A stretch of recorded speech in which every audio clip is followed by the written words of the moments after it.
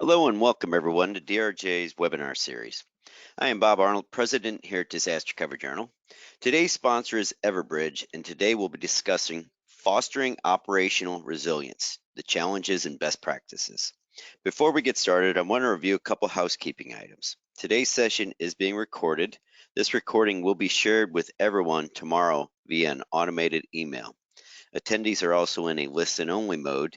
If you'd like to ask any questions, please use the question panel you will locate on the right-hand side of your screen. We'll answer as many of these questions as possible at the end of the session. And now back to today's topic on fostering operational resilience. Our presenter today is Sean McDevitt. Sean is the Director of CEM Solutions for Everbridge, where he helps lead product and go-to-market strategy. He has held various leadership positions in the SaaS industry for the last 10 plus years. He lives in Atlanta, Georgia with his wife Melanie and their two dogs, Shankly and Finley. And with no further introductions, I'd like to now welcome and turn the mic over to Sean. Thank you very much, Bob. I sincerely appreciate it. Thank you for that wonderful introduction and the opportunity to be here today. I look forward to the conversation that we're going to have with the organization and the attendees. So what we're actually going to talk about today, in addition to fostering operational resilience, is we'll dive into some specific categories, right? Communication strategies to generate enterprise-wide engagement. How can we get our employees involved and opted in to receiving communications? Number two, implementing a travel risk management policy. What does travel look like in 2023, in 2024, and how can we be proactive in what our approach and policies and procedures are for travel risk management? And then number three, crisis management through departmental collaboration.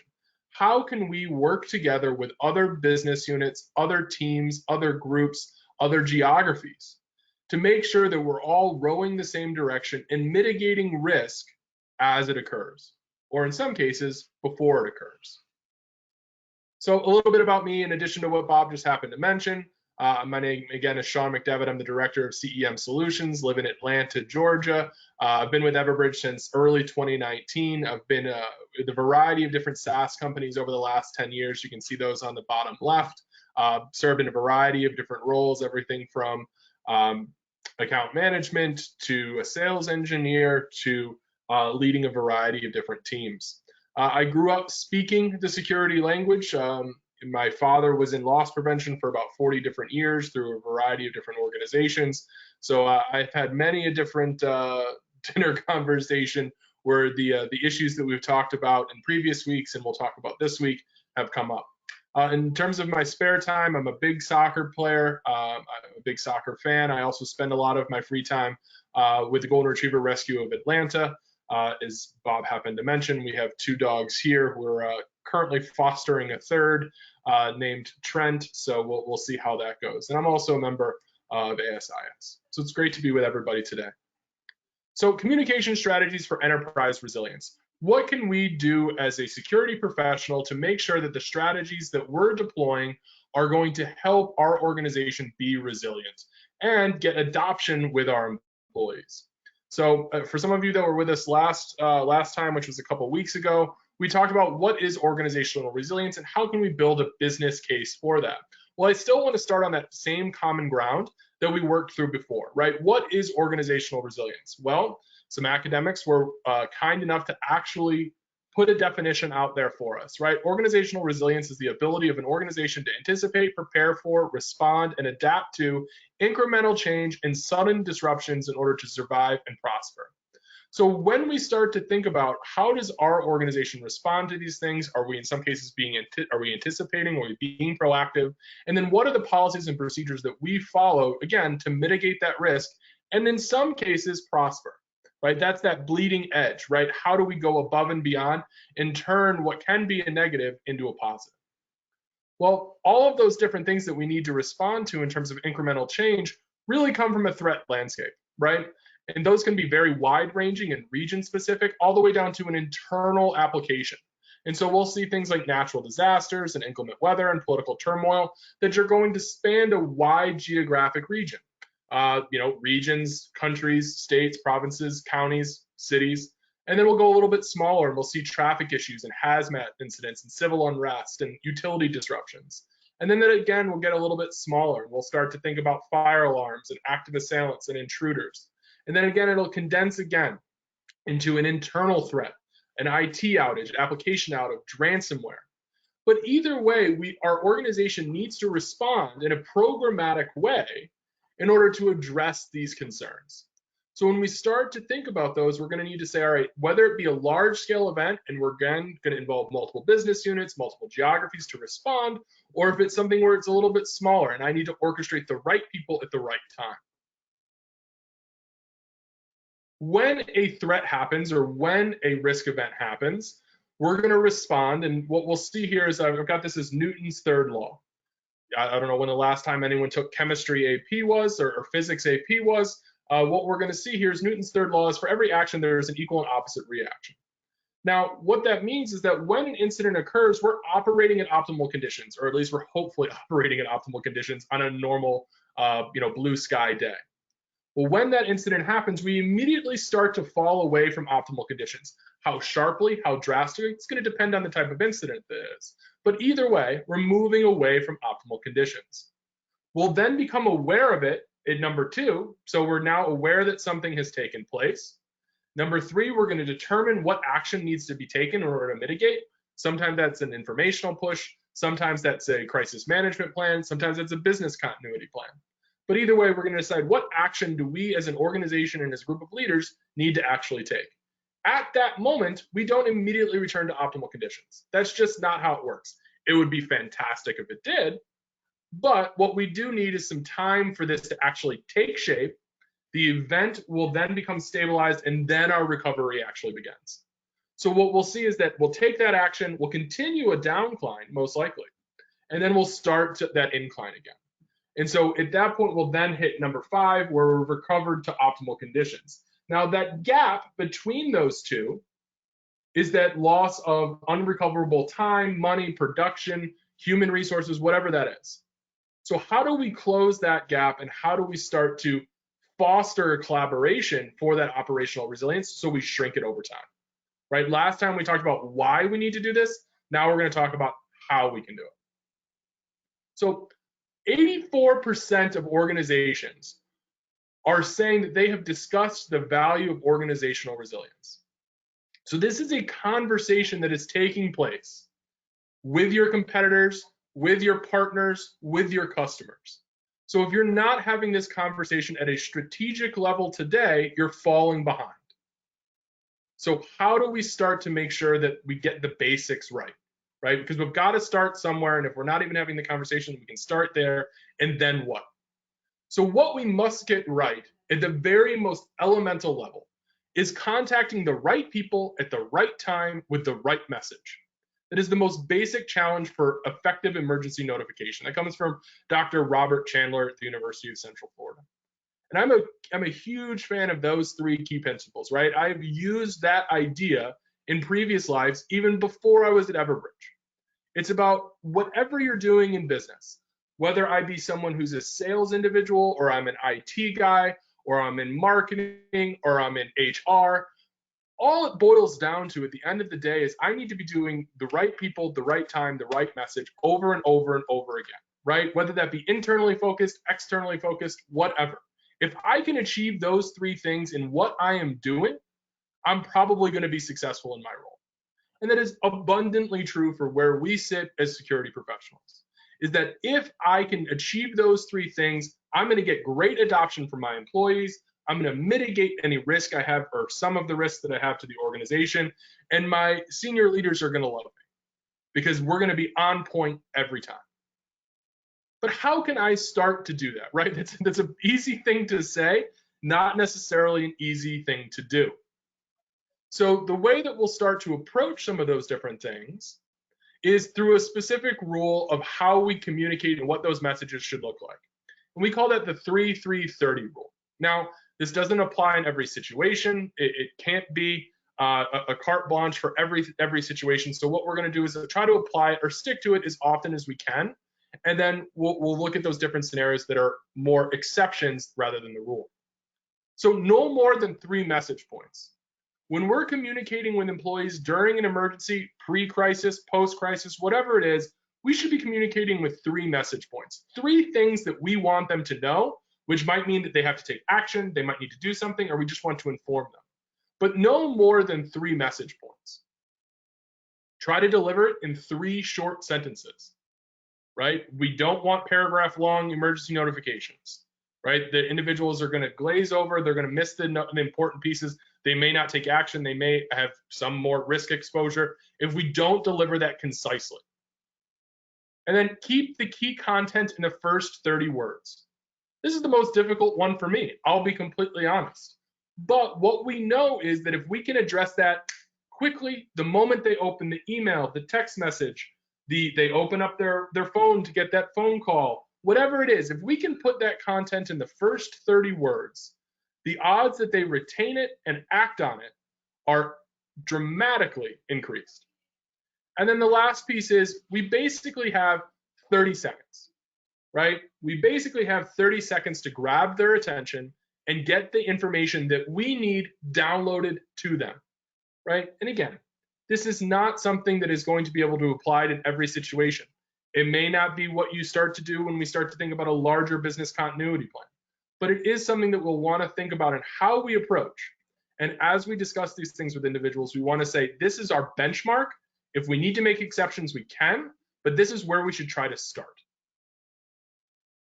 And so as we start to craft those messages, let's think about everything in a phased approach, because how we craft the messages, when we communicate those messages, and what's in them is going to depend on what phase we are at during the process, right? When it's pre-crisis, we want to think about information sharing, right? We want to get as much intel into the hands of our stakeholders and to our employees as possible, keeping them informed about what a situation is or what it could become and how we respond to it, educating them, right? Why do we do this? Why are we asking for your personal cell phone? Why are we communicating with you about these types of events, right? So making sure in some cases education is purely based on duty of care, right? We want you to know that you're a valued employee and this is what we're doing to take care of you. It can sometimes be that basic. There are going to be other educational components on what I need people to do and different things like that. But sometimes that education is just trying to get people to understand that this isn't a big brother tactic, that this is about communicating with people and keeping them safe. Pre-crisis, we want to do our impact analysis. We want to understand that if something happens, then what? What are we going to feel? What are the interdependencies that we're going to have? What are our functional redundancies that we have that we can deploy, right? If I'm trying to figure those out in the moment, we have missed a step. And then strategy and plan, training, right? It's too late to train when an incident's actually occurring. What we need to do is have our strategy, our framework, and our training done beforehand. And all of those are different levels of communication and different types of communication that need to happen before a crisis, pre-crisis. As a situation is ongoing, we need to think about how we communicate at that point, right? We're going to need to be much more concise, right? People are frazzled, people are afraid, they have multiple things going on. They're trying to keep in some cases, their employees safe, right? The things that they're in control of. So concise and correct. Get it right the first time, right? Build that credibility by being right. How do we multimodal? When there's something going on, we need to have the ability to communicate with people across multiple channels. We can't rely just on email. We can't rely just on text message or Slack or Teams or whatever collaboration tool your team is using, right? We need to have the ability to get this information into individuals' hands how they prefer and across multiple methods. It needs to be audience specific. When a crisis is going on, not everyone needs the same message. And that's going to be true based on where you sit in the organization, both literally and figuratively, right? If something is impacting you because it is literally coming at your particular location, that's one thing. But I might also need to tell a wider audience that, hey, this particular office is being impacted by an earthquake, a tornado, a hurricane, an active shooter, whatever that situation is, and say, hey, this is what I need you to think about. We're going to have a slow time to respond from this particular BU because they're the ones who are being impacted. So we need to be audience specific in what we get. And then finally, timely, right? I think that's a pretty obvious one, but we can't wait until after a situation is over before we start to communicate with people on what we did, right? At any point, an employee can feel anxious. We should be trying to communicate out with them, right? There are too often times that organizations don't tell employees what they're doing proactively, or even in some cases in the moment. So they feel stranded. They feel abandoned because they don't know that there is something taking place. And I understand that there's priorities, that maybe that last communication to a wider audience is going to have to come last, but we need to try to make that as timely as possible throughout the process. And then finally, there's the post-crisis, right? This needs to be action-oriented. What did we do right, and how can we do it better, right? And that's, in some cases, that's, going to be a deep dive into a variety of different areas. And there might be one thing, there might be many things that are going to need to be action oriented. We need to be transparent. Where did we do well, but also where didn't we do well, right? And I think that transparency, both internal and up and down the organization, is huge, right? If we can recognize our own faults as a security team and say, this is where we didn't do great, this is what we're going to do in order to do better, I think that is a huge value impact for the organization, that too often leaders, whether they be coming from the security world or not, are afraid to do that, right? They're going to tell you about the problem that they incurred, the hurdle that they faced, and then the conversation stops. And that's not how we get larger buy-in for our next project, from our employees. It's by communicating what hurdle we faced, how we got around it, how we got over it, and what we're going to do in the future. Try to make it as metric driven as possible, right? I know that in previous conversations a couple weeks ago, we talked about how some people are anecdotal and some people are evidence-based. That's fine, but I still think that we need to have those metrics as often as possible, because numbers don't lie. If you've instituted a program, a policy, a procedure, and you can show exactly how much quicker, how much easier, how much faster you're able to do something now, why wouldn't you put that out there, right? And that doesn't only have to go up and down the chain, that can go to a wider audience. Try to make it as thorough as possible, right? This is the time where we can probably ignore that 3-3-30 rule, right? Especially when we're communicating with senior leaders. What is the thoroughness that we're trying to share? How are we going to make sure that we're providing all of the data that's out there? And then enterprise-wide. Don't forget about those end employees, right? We brought those end recipients, those employees in during pre-crisis and ongoing. Don't forget about them post-crisis. I think that is a big step that I see a lot of organizations miss, is that enterprise-wide communication after something has taken place.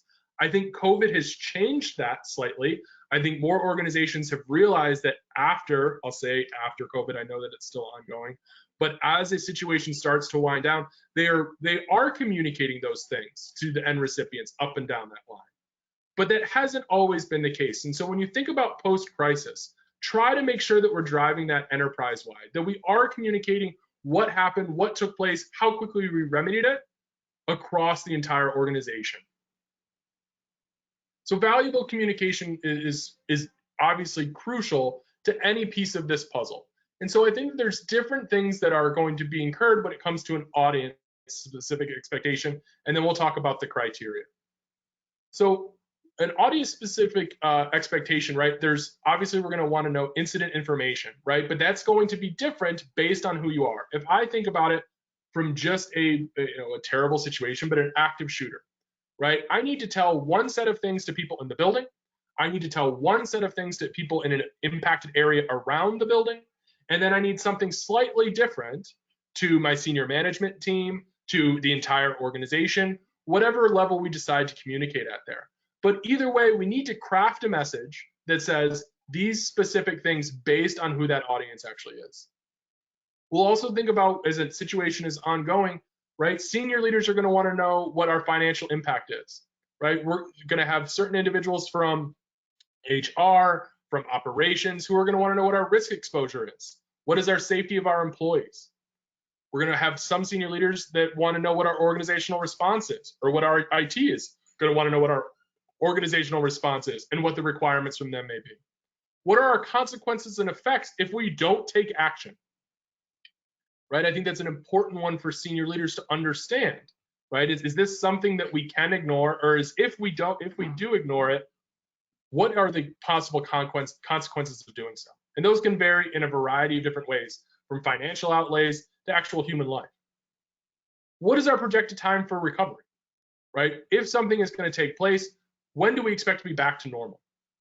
And then that return to normal, meaning, are we back there now, right? Can we tell people that we've returned to our optimal conditions and we're now coming back to the office if we go back to the COVID, right? Or maybe our return to normal now means hybrid work, or it means fully remote work. But understanding that the audience needs to know, where are we at and what's happening next? And then finally, figuring out what our criteria is for a communication, right? We need the ability to assess or the first piece is assessment, looking back at what we've done in the past, but also who's impacted in a situation, what's impacted, how severe it is, how urgent it is. We need to think about coordination with other business units, right? Making sure that we have a unified message, that things are coming from one place where individuals expect to know what this is, who's going to be pushing it out, what their resources are. Again, going back to that transparency, knowing what we've done well, how well it worked, who received what. Listening to feedback, right? I think that that's a crucial part of this, is saying, all right, let's listen to our criteria, or let's listen to some feedback on how our employees are receiving this information. What are their thoughts? Are we over communicating, under communicating? Are we communicating the wrong things? So being open to listening to that feedback, having an ongoing evaluation process, part of that closing that feedback loop, but also evaluating the tools that we're using, the process that we're using, the procedures that we're using. And then agility, right? Having the ability to be agile in one of these situations is crucial, right? Maybe that means that we have a system that goes down. Maybe that means that we have a modality that doesn't work. Maybe that means that we don't have access to the information that we need. But we need to have different ways of achieving the same outcome as often as possible. Because as we know, it's not often that only one thing goes wrong, right? When one thing goes wrong, many things go wrong, right? When it rains, it pours situation. And so we need to be agile enough to meet that need. And then that final piece is, what does our training and testing policy look like for our criteria, right? How often are we evaluating this? How often are we training on it? How often are we testing it? So one of the things that's important as a part of the communication process is making sure that when individuals get something, it's familiar to them. And so what we want to try to do is utilize technology to make sure that we're doing things that will result in a familiarity. And so a couple of those things that I've seen organizations deploy is a custom email domain, right? Which might be specific to just the organization, or it might be a subdomain that's specific to security or to IT, depending on the type of outage or the type of situation that we're dealing with. We want to change our email displays, right? So when you get an email nowadays, it doesn't just say, so-and-so at marketing.com. It will say the organization that they're coming from. It may have a tagline that's associated with it. But being able to alter those based on situation, based on where it's happening, based on what we need individuals to do is crucial.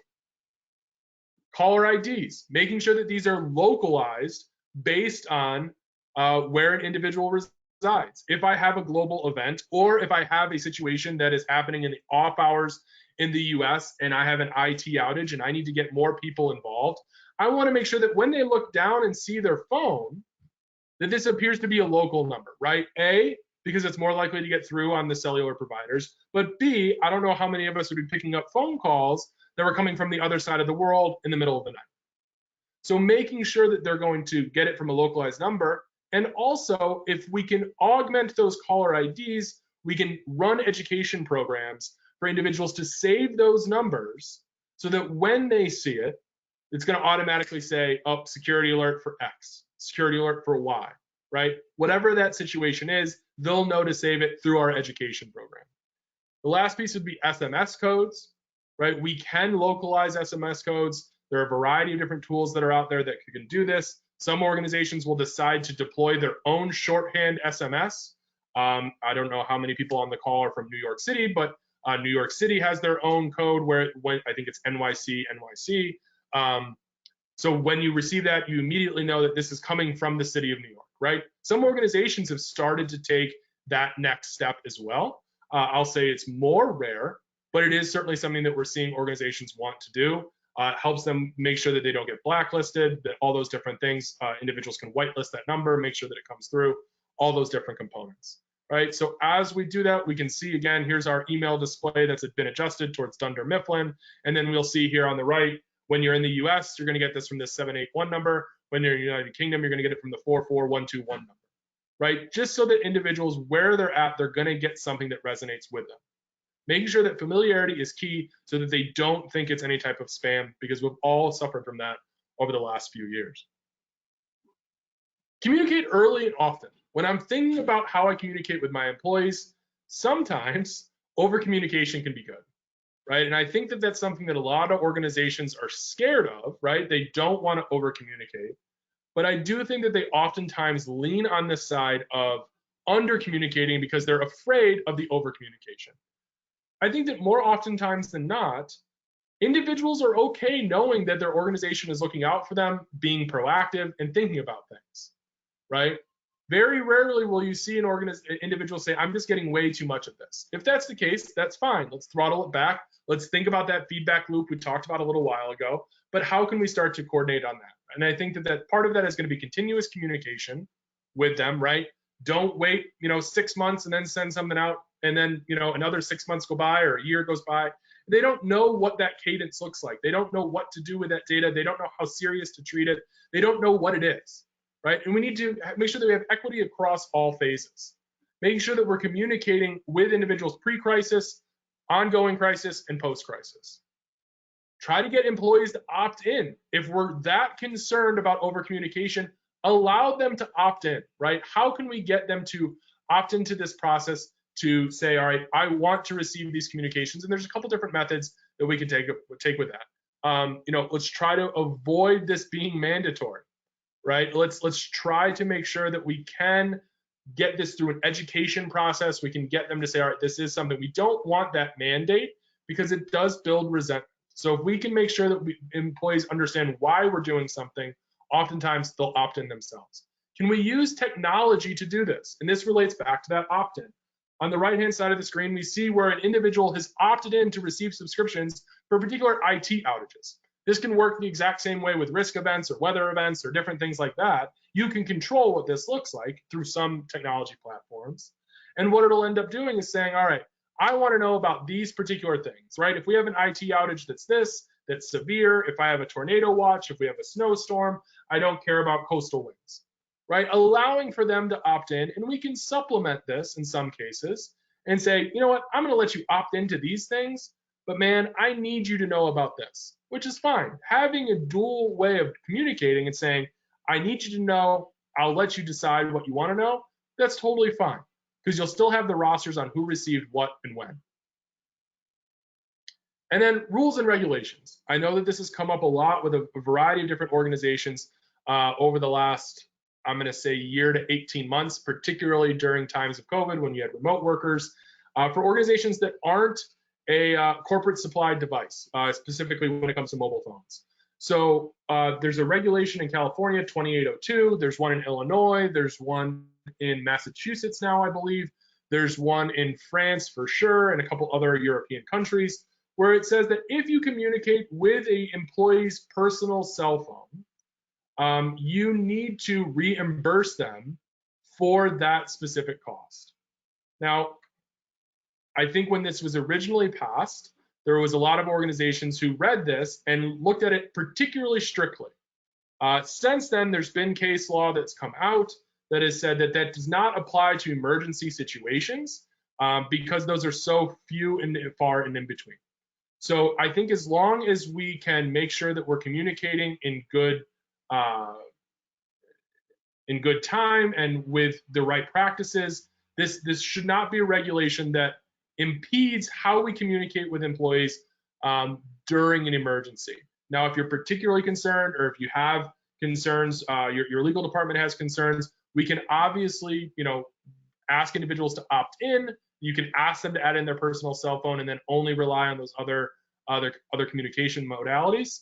but that's a risk that your organization has to decide for itself. But the way that Everbridge has interpreted this is that this does not apply to emergency communications. So let's take a step. We'll go a little bit further now into travel risk management policies and procedures.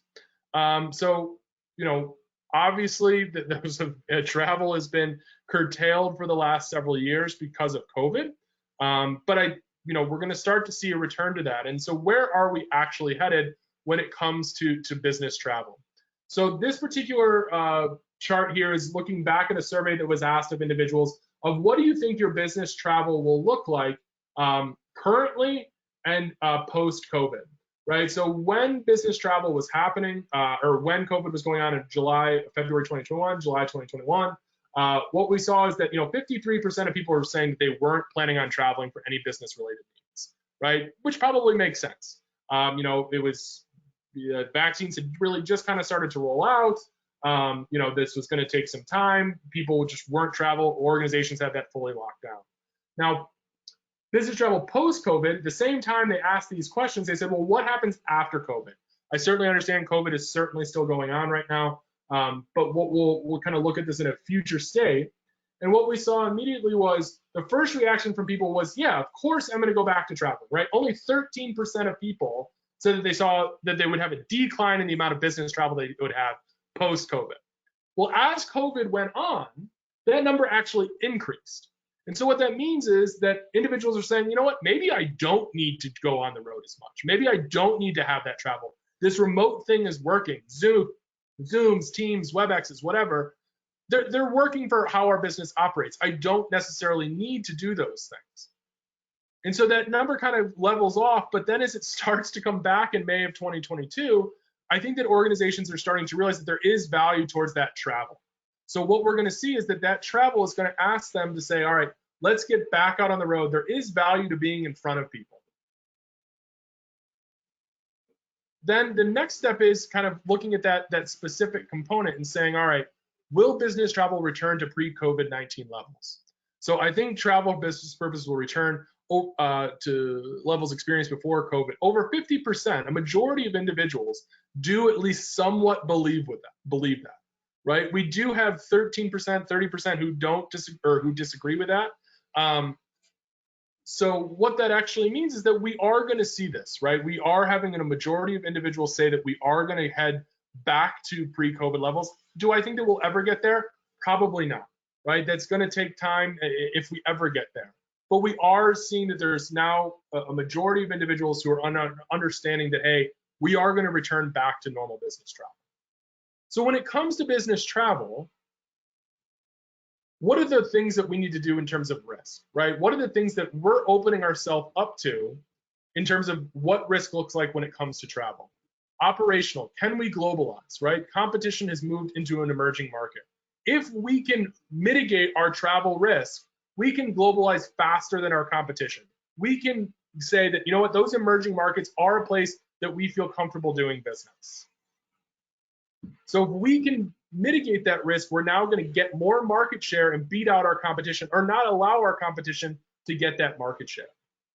Financial, right? What are our financial impacts when it comes to travel risk, right? If we don't protect that duty of care while individuals are on the road, are there lawsuits that may incur? Are there additional costs that, whether it be increased travel costs, extraction costs, medical assistance?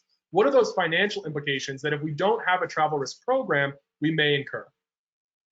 And then finally, reputational, right? If we have an employee who's out on the road and doesn't feel supported, they're much more likely to leave, right? If they end up traveling for the organization and can feel abandoned, we're going to need to fix that problem, and a travel risk tool can help us do that.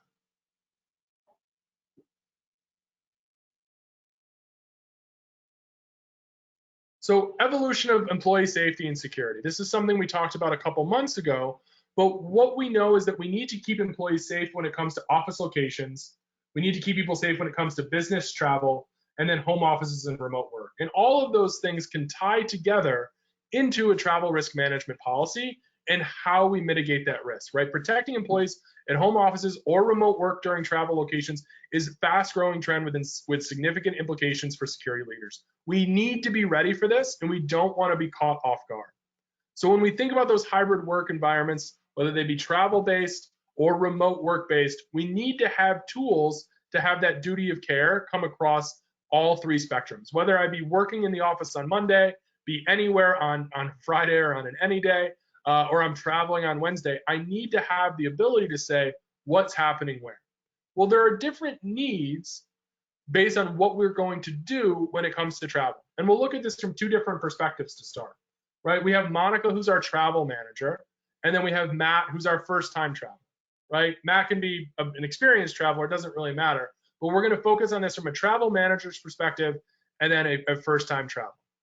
So Monica's needs are, she needs country risk content. She needs to know how scary, how at risk is an employee going to a specific country, right? Emerging markets might be higher risk. We might have situations that develop and change and that country risk changes. We need to understand where our travelers are at any given time, right? That's our travel reports. What airports, what railway stations, what hotels, where are our travelers at any given moment? Because if a situation happens, we're going to need to be able to say, this is who's there. We need a consolidated view, right? Many organizations have grown through acquisition and use different online booking tools, right? I don't want to have to go to Concur and Agencia and BCD and Trip Actions in order to understand where all of my travelers are. We need a consolidated view into one tool. And then automated communications, right? Automated communications is two different levels. I need the ability to do a pre-travel brief, right? I need to tell Matt, who we'll talk about in a moment, hey, before you leave, this is what I need you to know. And then as the situation is developing, I need you to know about this, right? Protests, active shooter, earthquakes, whatever. And that travel manager probably doesn't have the time or the resources to sit there and acknowledge those risk events and say, okay, who's impacted, right?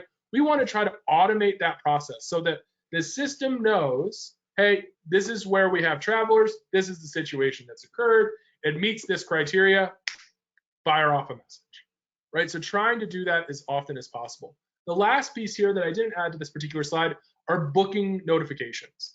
So that when I have a traveler who books something to a high-risk country, it automatically lets me know as a travel manager, lets my security team know, might even let our boots on the ground in that particular country know, hey, we have someone who's coming there, we need you to start to prepare for it, which might mean getting them hotel reservations, car services, whatever that is.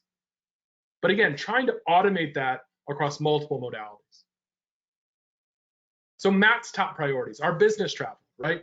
He wants to know what the country rules and regulations are, right? If Matt's a first-time traveler or an inexperienced international traveler, he may not know what paperwork he needs, what shots he needs. With COVID-19, the constantly changing rules and regulations. I happen to be traveling during COVID-19, and I'm trying to remember when the exact date was, the end of May, the beginning of June, to the United Kingdom, right? While I was there, they changed the rules for coming back into the US when it came to vaccination status and testing, right? So we no longer needed to be tested. But when we left, we were supposed to have a test coming back, which we'd already scheduled, right? This was a pretty confusing time for individuals. I'm not saying that we're going to have this again in the immediate future, but if there are those black swan events, how can we make sure that we've got tools that are going to allow for Matt to understand what he's going to face? What are our local events that are taking place from a risk events, right? What are the areas that he needs to stay away from? What are the things that are happening on the ground right now? What has happened in the past that he might need to be aware of, right? And then self-serve access to materials and resources, right? We don't want Matt to have to pick up the phone all of the time and say, hey, Monica, what is the situation with this, right? If we can enable Matt to have these tools in his inbox on a mobile app, that'd be much better for both Matt and the scalability of Monica's organization. But it goes beyond just those two individuals. And I know not everyone on this call has a ton of experience when it comes to travel, or at least I don't believe that they do.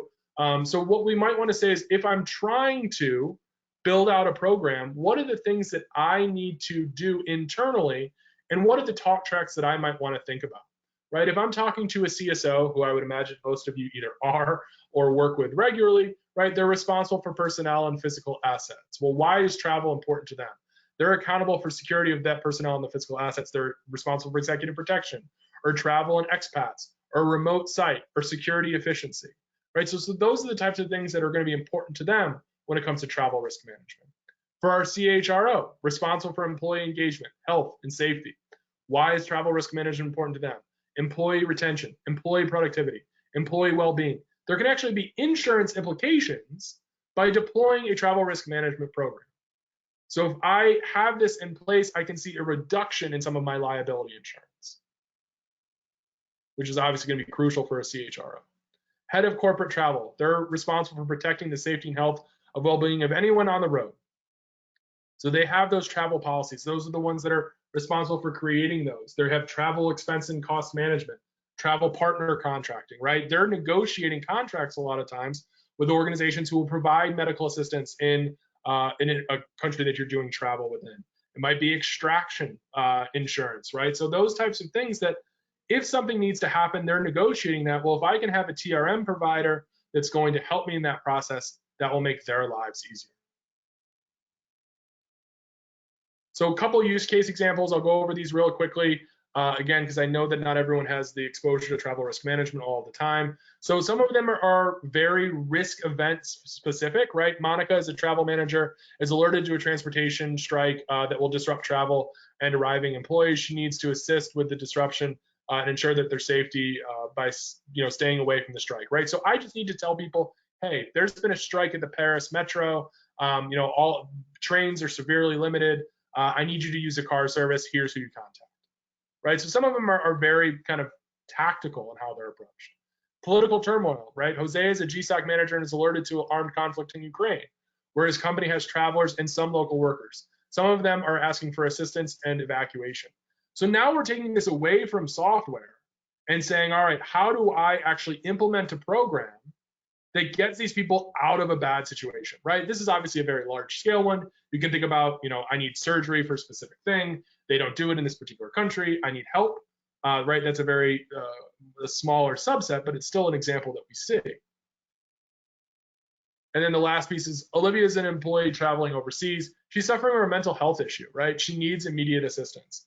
I was with an organization based in New York, and they had an employee who had a mental health crisis. I believe it was in China, if I'm remembering correctly. And they needed to have someone go and literally go and get this individual, right? They did not have anyone, any service that was available in that particular country to go and look after this individual and make sure that they got the care. So they had to put someone on a plane from Japan over to China, go to this person and get them, right? Like that is not a scalable plan. We need to have other tools in place in order to do that. And then the last piece that I'll talk about here is if you are new to this space, if you're trying to figure out what that next step should be, I've relied heavily on the industry standard, the ISO 31030, which talks a lot about different things that you can do in these different circumstances. So keep that in mind if you're starting to realize that travel is coming up again, that you're seeing a lot of this, a lot of chatter around that, you don't feel comfortable with where your organization is at. This can be a great resource to just getting some of the groundwork and saying, all right, what are other organizations doing? What should we be thinking about? How do we think about it? And what are those next steps? So let's talk about crisis management through departmental collaboration.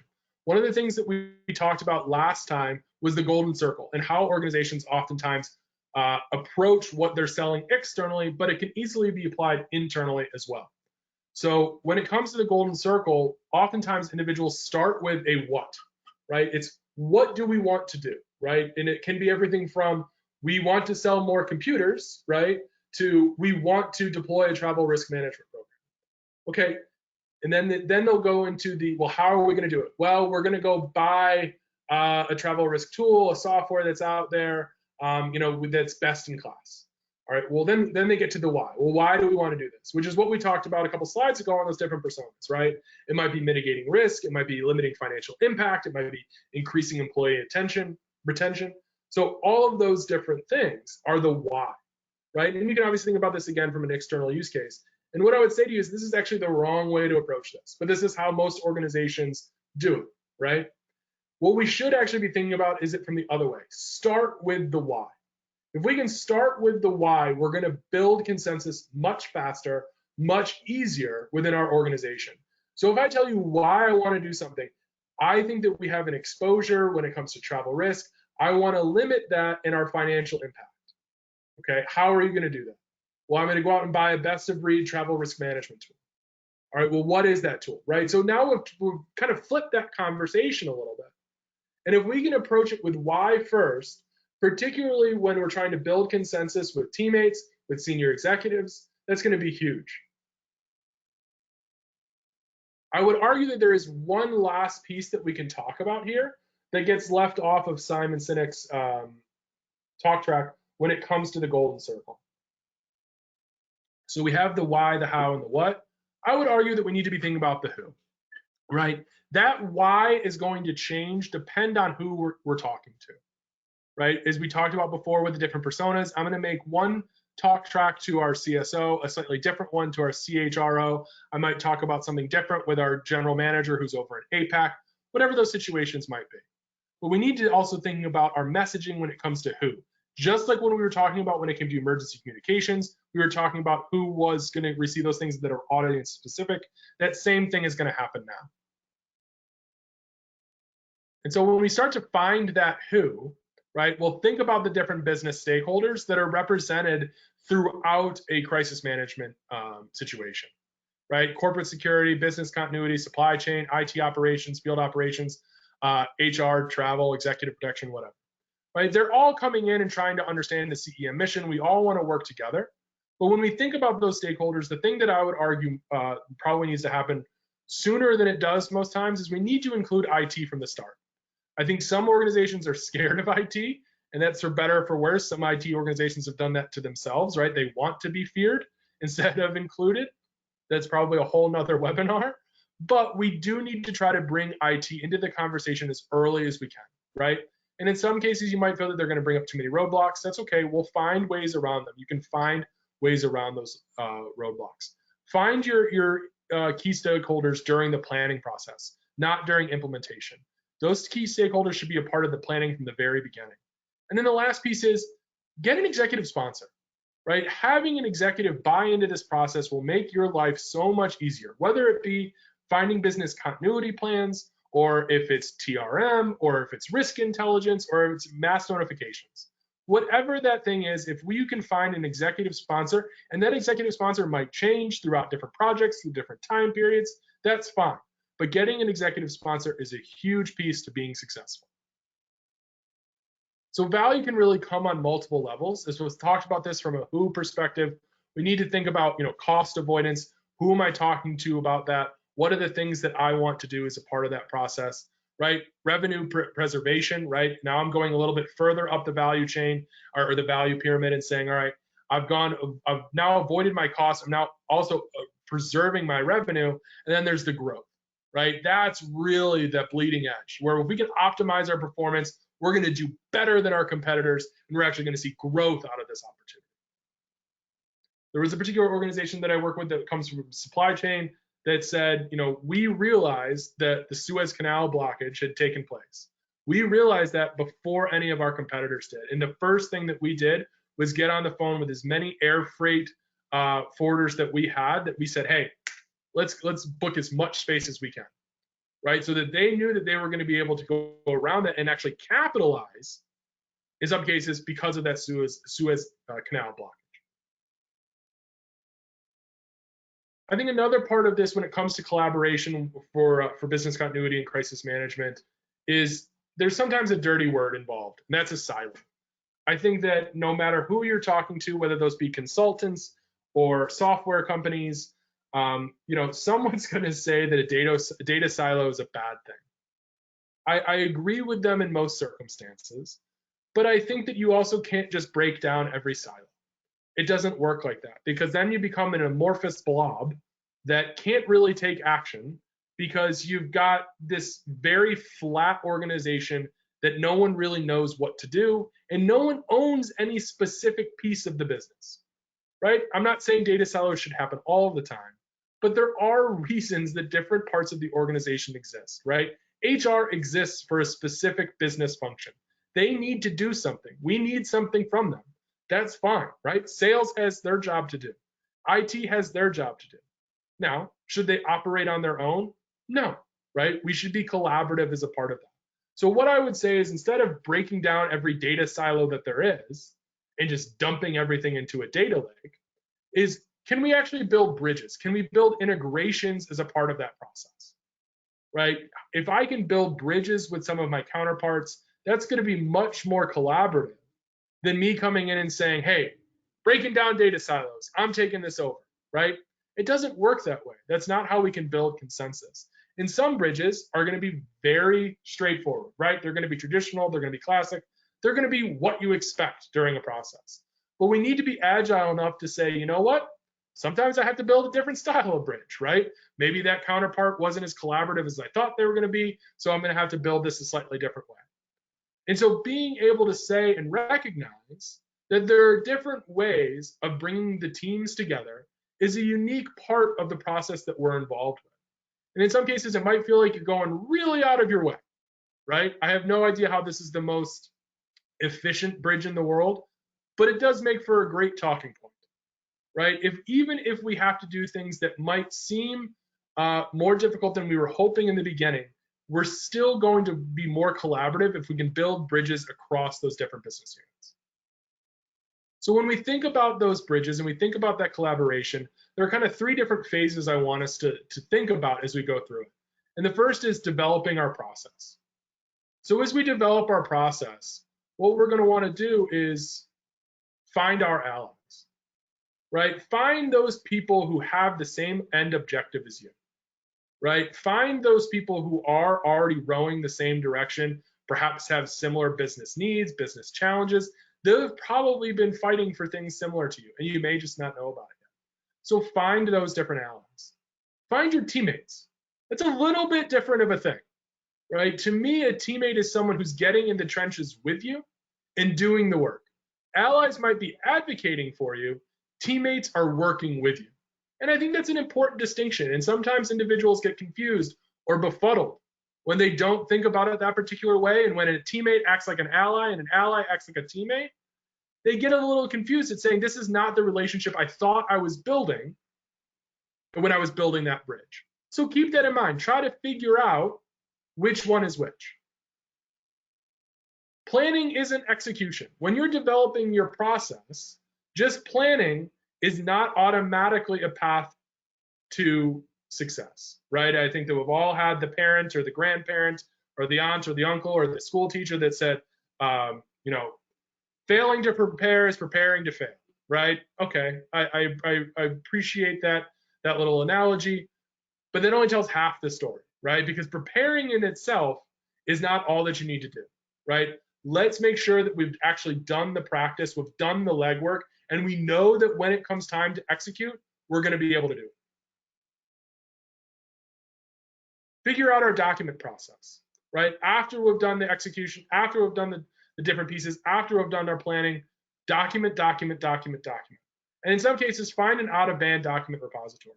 There have been too many times that I've gotten on the phone with organizations and they've told me that, hey, yeah, that didn't work great because that document was stored on, someone's laptop, or that, it was in the binder and we had to evacuate the building.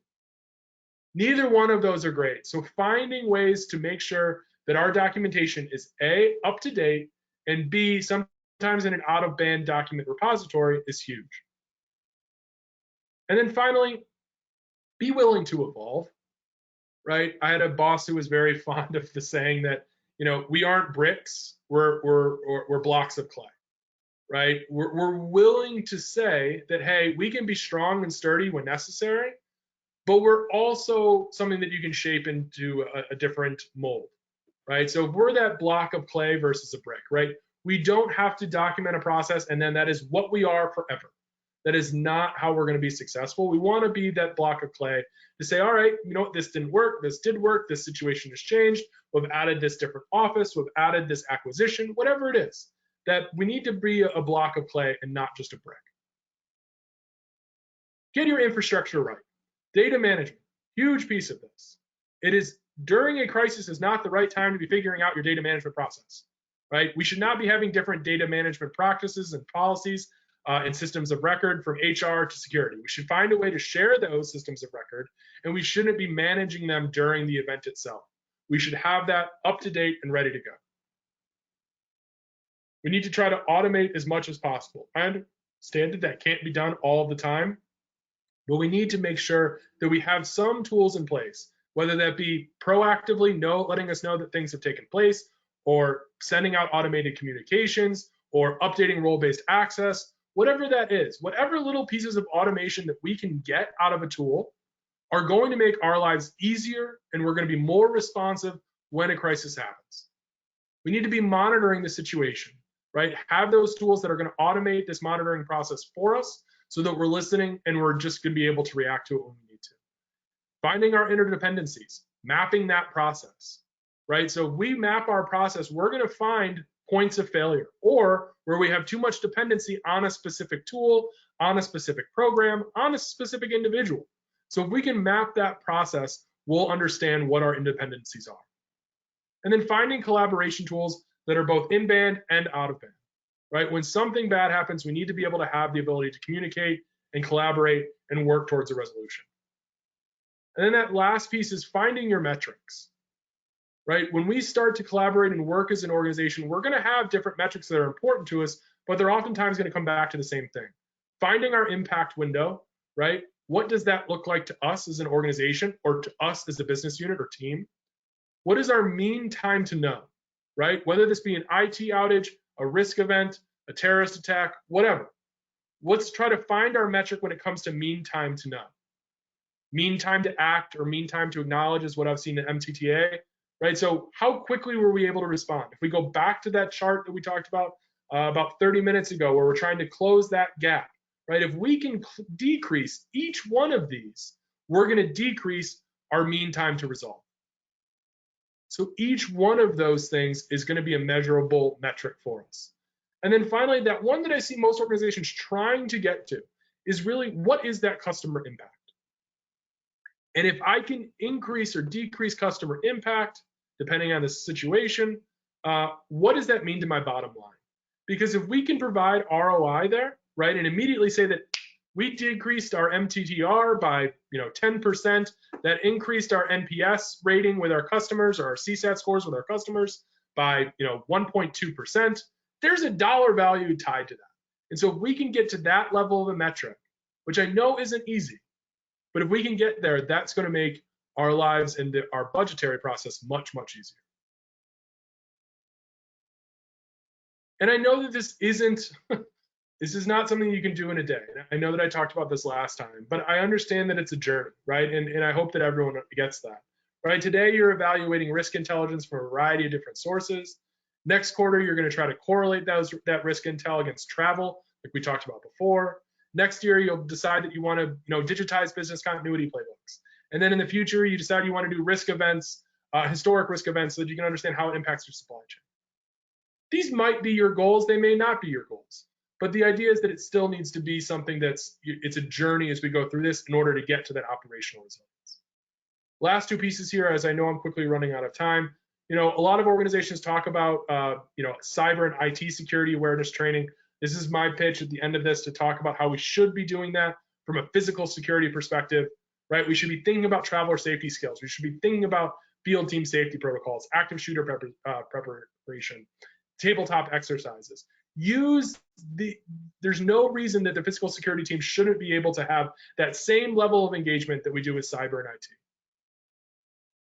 And then finally, for my closing thoughts, we covered communication strategies and best practices that are specific towards how we get our employees engaged, how we communicate with them, how we make sure that we're not going to overwhelm them or give them bad information, that we're clear, concise, and on time.